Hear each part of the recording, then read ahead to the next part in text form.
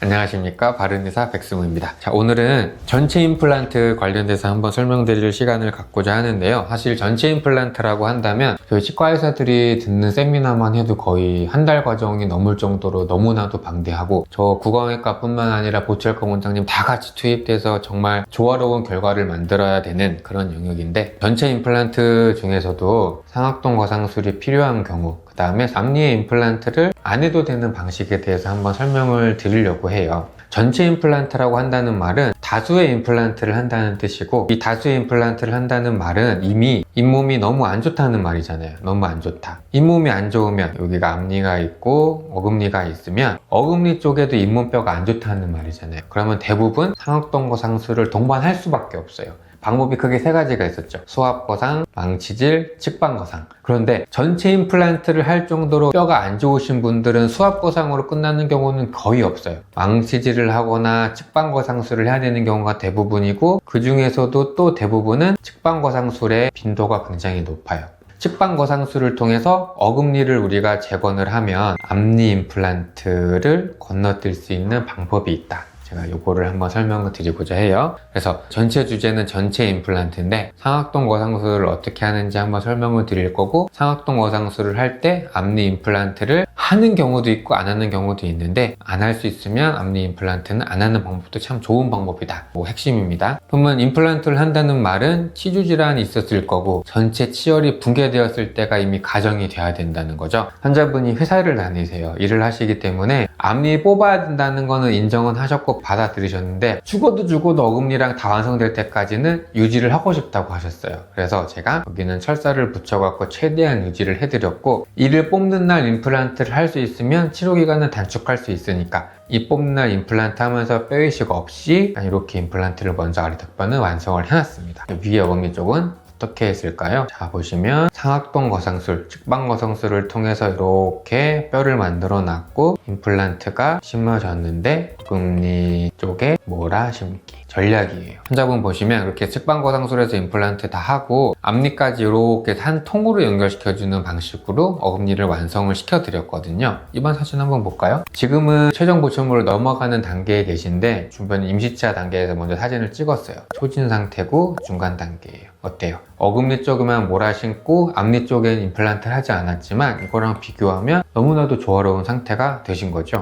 옆모습을 봐도 그렇고 이쪽 모습을 봐도 그렇고, 제가 임플란트 디자인을 할 때 이런 거는 일부러 임플란트 기둥이 있고 우리 지대주라고 하는 받침대 크라운이 있는데, 이런 거는 제가 다 디자인을 해서 잇몸 밖으로 나오고 일부러 조금 보이게 해요. 그래야 청소가 잘 되기 때문에. 요거는 임플란트 디자인과 관련된 제 영상 보시면 충분하게 이해가 되실 거예요. 이렇게 됐고, 이제 최종 보철 진행을 하고 계세요. 여기까지 해서 제가 정리를 한번 해보겠습니다. 치주 질환에 의해서 치열이 다 붕괴됐어요. 전체 임플란트를 해야 되는 거고, 우리가 전악 재건이라는 말도 표현을 합니다. 그랬을 때 우리가 선택할 수 있는 거, 앞니 잇몸뼈가 너무 안 좋은 상황일 때는 앞니 임플란트 포기할 수 있어요. 대신에 전체 임플란트라는 기본 조건이 되고 상악동 거상술은 필수가 되는 상황이 되는 거죠. 그랬을 때 우리가 할 수 있는 거, 상악동 거상술을 할 수 있는데, 수압거상, 망치질, 측방거상 방법이 있는데, 이미 치주 질환이 붕괴되고 전체 임플란트를 해야 되는 상황이면 수압거상만으로 해결되는 경우는 거의 드물고, 망치질이나 측방거상을 통해서 임플란트를 해야 돼요. 그렇게 해서 어금니 쪽에 임플란트를 몰아 심을 수 있으면 이런 식으로 앞니 임플란트를 건너뛰고도 충분히 결과를 좋게 만들 수 있다 이거예요. 환자분들 기억을 하셔야 될 게, 임플란트가 우리 몸의 가운데를 기준으로 대칭으로 심기게 되면 임플란트 심는 개수를 줄일 수 있어요. 이게 크로스 아치 스테빌라이제이션이라고 해갖고, 임플란트가 치아 빠진 개수대로 심어야 되는 경우도 있고, 그렇게 잘 하시는 원장님도 있고 선호되는 방식이 있기도 하지만, 가운데를 기준으로 대칭을 해서 심게 되면 임플란트 심는 개수를 줄일 수가 있어요. 이 환자분 요 어금니부터 이 어금니까지 치아 개수 12개거든요. 근데 몇 개만 심었어요? 6개만 심었거든요. 그래도 충분히 기능적으로 심미적으로 좋은 결과를 나타낼 수 있습니다.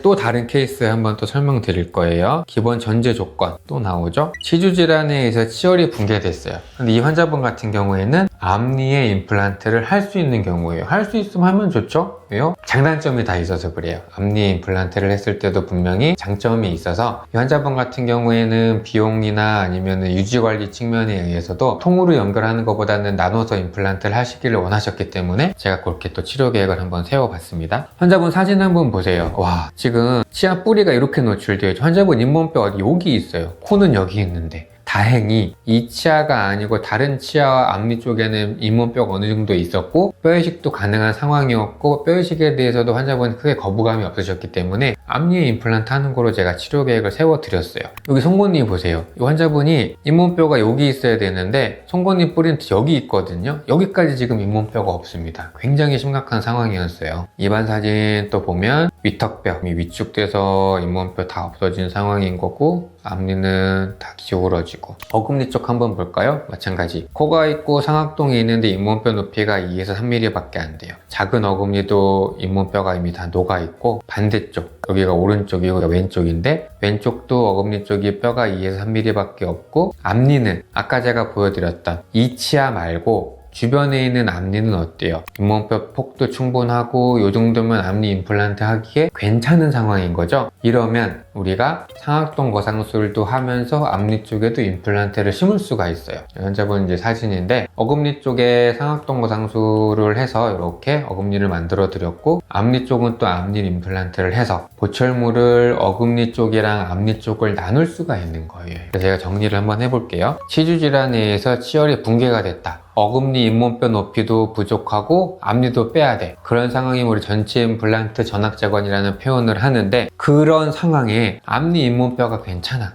앞니 잇몸뼈에 심을 수 있어요. 앞니 임플란트를 할 수 있으면 장점이 있어요. 장점이. 이 할 수 있다의 의미는 치과 의사가 할 수 있는 거랑 환자분이 할 수 있는 거랑 저는 구별해야 된다고 생각해요. 치과 의사가 할 수 있다. 뼈의 상태가 좋으면 좋죠. 뼈의 상태가 좋지 않아도 광범위한 뼈이식을 통해서 저는 할 수 있어요. 그런데 과연 비용이라는 측면에서 봤을 때 환자분이 그게 과연 할 수 있다고 받아들일 수 있을까? 앞니 임플란트를 할 때는 앞니 임플란트를 할 수 있다는 두 개로 나눠서 비용적인 측면과 치과의사 측면, 뼈의 상태에서 구별을 해야 됩니다. 또 우리 기본 전제가 치주 질환에 의해 치주가 붕괴되었고 어금니 잇몸뼈가 당연히 부족하죠. 그럴 때 아까 앞에서 뭐 한다고 말씀드렸어요? 상악동 거상술은 대부분 필수로 하게 되고 수압 거상 갖고 되는 경우는 거의 드물고 망치질이나 측방 거상술을 해야 된다. 다시 정리할게요. 앞니 임플란트도 할 수 있는 상황이고 어금니 잇몸뼈가 붕괴돼서 상악동 거상술을 해야 된다. 그렇게 됐을 때 결과적으로 어금니랑 어금니 나누고 앞니를 따로 뺄 수 있어요. 보철물을. 그렇게 되면 어떻게 되겠어요? 우리 보철 치료, 특히 치과 치료 같은 경우는 어떻게 돼요? 사람 손으로 하죠. 세월이 흘러서 제가 아무리 치료를 잘했어도 세월의 흐름을 타면 보철물이 깨지거나 임플란트 주변에 당연히 염증이 생길 수가 있어요. 그랬을 때 보철물을 이렇게 나눠서 제작할 수 있는 경우에는 장점이 뭐냐면 탈나는 부분만 보철물을 교체할 수 있는 장점, 유지관리가 할 수 있는 장점이 있는 거죠. 오랜 세월을 거쳐 봤을 때 유지관리라는 측면에서 봤을 때 보철물을 나눠서 할 수 있다면 할 수 있으면 장점이 돼요. 단점은 뭐겠어요? 비용이죠. 앞니에 임플란트를 해야 되고 뼈이식이 광범위하게 들어가게 되니까요.